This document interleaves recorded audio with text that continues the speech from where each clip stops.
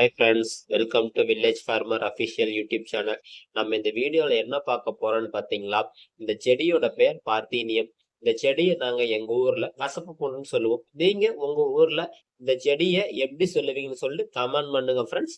இப்போ நாம் இந்த செடியை நன்மை தீமை மற்றும் இந்த செடியை நம்ம வீட்டில் இருக்கக்கூடிய பொருளை வச்சு எப்படி ஈஸியாக எளிமையாக அழிக்கிறதுன்னு சொல்லி பார்க்கலாம் ஃப்ரெண்ட்ஸ். இந்த வீடியோ ஸ்கிப் பண்ணாமல் ஃபுல்லாக பாருங்க ஃப்ரெண்ட்ஸ். இப்பதான் நம்ம சேனலுக்கு நீங்க புதுசா வந்திருக்கீங்க அப்படின்னா நம்ம சேனலை சப்ஸ்கிரைப் பண்ணி பக்கத்துல இருக்கிற பெல் ஐக்கானை கிளிக் பண்ணுங்க. அப்பதான் நாங்க போடுற வீடியோஸ் உடனுக்குடன் உங்களுக்கு நோட்டிபிகேஷனா வரும். வாங்க வீடியோக்குள்ள போலாம். பார்த்தீனியம் இது ஒரு ஆக்கிரமிப்பு கலைச்செடின்னு சொல்லலாம். பார்த்தீனியம் அமெரிக்காவிலிருந்து கோதுமை இறக்குமதி செய்யும் போது இந்தியாவில் 1950ஆம் ஆண்டுகள்ல பரவ தொடங்கியச்சு. இது ஒரு விசைச்செடின்னு சொல்லலாம். ஏன் அப்படி சொல்றேன்னு பாக்குறீங்களா? இது விவசாயத்தையும் விவசாய நிலத்தையும் அதிகமா பாதிக்குது. அது எப்படின்னா, இந்த செடி வளரும் போது அதனுடைய வாழ்நாள்ல 1,00,000 செடி 1,00,000 விதைகளை உற்பத்தி செய்யும் தன்மை கொண்டது. இதனுடைய விதைகள் கண்ணுக்கு தெரியாத மிக சிறிய அளவில் இருக்கும். இந்த பார்த்தீனியம் கரிசல் மண், செம்மண் மற்றும் சாலையோரங்கள்ல அதிகமா அடர்ந்து வளர்ந்து காணப்படும். இந்த செடி வளரும் போது அதிக அளவில் பூக்களை உற்பத்தி செய்து காற்றில் பரப்பிவிடும். இதனால் மனிதர்களுக்கு ஓமை போன்ற தோல் சம்பந்தமான நோய்களை உண்டாக்கிறது. இந்த செடி மனித தோல் மேல் பட்டால் அரிப்பு போன்ற ஒரு விதையான சொறி சிரங்கு போன்ற நோய்களை உண்டாக்கும். இந்த செடி விவசாயிகளின் எதிரி என்றே சொல்லலாம். ஏன் அப்படி சொல்றேன்னு பாக்குறீங்களா?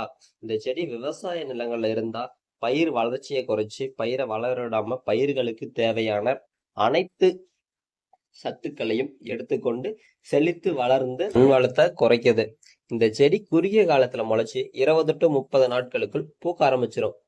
இதை பார்த்தீனியம் செடிய கால்நடைகளுக்கு, அதாவது மாடு ஆடுகளுக்கு போட்டா தோல் நோய் மற்றும் மாடுகளின் பால் கசப்புத்தன்மை உண்டாக்கும். அதாவது ஆடு மாடு மற்றும் கால்நடைகளுக்கு இறைச்சியாக போட்டால் மேய்ச்சலில் அவைகள் தவறுதலாக உண்டாலும் அவற்றிற்கு நோய்கள் இறைச்சி மற்றும் பால் மூலம் மனிதர்களை தாக்குவதோடு சாண கழிவுகளை நாம் மண்ணில் பயன்படுத்துவதன் மூலம் மீண்டும் வளர்ந்து பரவி பெருக்கத்தை கட்டுப்படுத்த முடியாமல் போய்விடும். ஆகையால் இவற்றை முற்றிலும் தவிர்க்க வேண்டும்.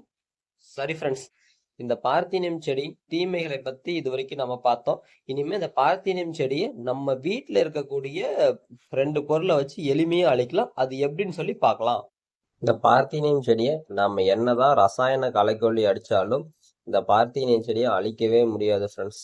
நம்ம என்னென்ன ரசாயனம் அடிச்சாலும் அழிக்க முடியாது. ஆனா நம்ம வீட்டுல இருக்க 2 பொருளை வச்சு ஈஸியா அழிக்கலாம். அது என்னன்னா, ஒண்ணு கல் உப்பு, இன்னொன்னு எலுமிச்சம்பழம். இந்த கல் உப்பு பாத்தீங்களா, 10 லிட்டருக்கு 3 பாக்கெட்ங்கிற அளவுல கல் உப்பை நல்லா தண்ணியில கொட்டி நான் கலக்கிறேன் பாருங்க. இந்த மாதிரி நல்லா கலந்துக்கோங்க ஃப்ரெண்ட்ஸ். நல்லா உப்பு ஃபுல்லா கரையணும் ஃப்ரெண்ட்ஸ். அதுக்கப்புறம் அது கூட ஒரு 3 எலுமிச்சம்பழம் அதையும் சேர்த்து நல்லா கலந்து விட்டுக்குங்க ஃப்ரெண்ட்ஸ். நல்லா எலுமிச்சம்பழ சாறு நல்லா ஃபுல்லா மிக்ஸ் ஆகிற மாதிரி, அந்த உப்பு எலுமிச்சம்பழ சாறும் நல்லா மிக்ஸ் ஆகிற மாதிரி நல்லா கையை விட்டு கலந்துக்கோங்க ஃப்ரெண்ட்ஸ்.